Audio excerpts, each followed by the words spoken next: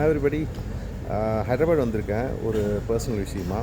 இங்கே சும்மா பேசஞ்சர்ஸ் கிட்ட சாதாரணமாக பேசிகிட்டு இருக்கும்போது பிக் பாஸ் பற்றி பேசினாங்க. பிக் பாஸ் பற்றி பேசும்போது திவாகர் பற்றி பேசினாங்க. டாக்டர் திவாகர் பிபிடி யார் அப்படின்னு சொல்லி பேசிகிட்டு இருக்கும்போது அப்போது மிக்ஸ்ட் ரிவ்யூஸ் இருந்துச்சு. சில பேர் நல்லா பண்ணுறாரு, கான்ஃபிடென்ட்டாக இருக்கார், உண்மையை பேசுகிறாருனாங்க. சில பேர் வந்து அவர் சும்மா ஏதோ பண்ணிகிட்ருக்காரு, இஸ் நாட் யூஸ்ஃபுல் கை அப்படின்னு சொல்லிட்டு இருக்கும்போது ஒருத்தர் சொன்னார், இவங்களெல்லாம் தேவையில்லாமல் எல்லோரும் ப்ராப்ளம் ஆக்கி விட்றாங்க. இவனை யார் இன்டர்வியூ மொதல் எடுத்தான்னு எனக்கு தெரிஞ்சுதுன்னா, இன்டர்வியூ எடுத்தே பெருசானதுனால அந்த இன்டர்வியூ எடுத்துன்னு தெரிஞ்சால் நான் பின்னிடுவேன்னாரு. அவர்கிட்ட என்னால் சொல்ல முடியல, ஆனால் உங்கள்கிட்ட சொல்கிறேன்.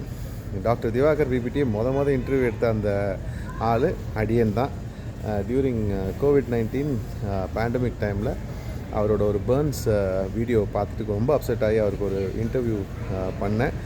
அந்த டைமில் நிறைய பேரை வச்சு இன்டர்வியூ பண்ணிட்டு இருந்தேன். அப்போ அவரையும் வச்சு இன்டர்வியூ பண்ணேன். அண்ட் இப்போ நீங்கள் அவரை கேட்டால் கூட சொல்லுவார். எதனாலோ தெரில, ஏதோ ஒரு காரணத்தினால தெரில, அது அவர் எங்கேயுமே சொல்கிறதில்ல. But still it is there in my YouTube channel. And அவரோட 100வது இன்டர்வியூ கொடுக்கும்போது கூட எனக்கு ஃபோன் பண்ணி என்னை தேங்க் பண்ணார். நீங்கள் ஆரம்பித்து வச்சது சார் ரொம்ப ராசியாக போயிட்டுருக்குன்னு. Now also he is my very good friend and as a human being I don't have any problem with him. As a professional, I have a lot of contradiction with him. That's it. Thank you. Just an information.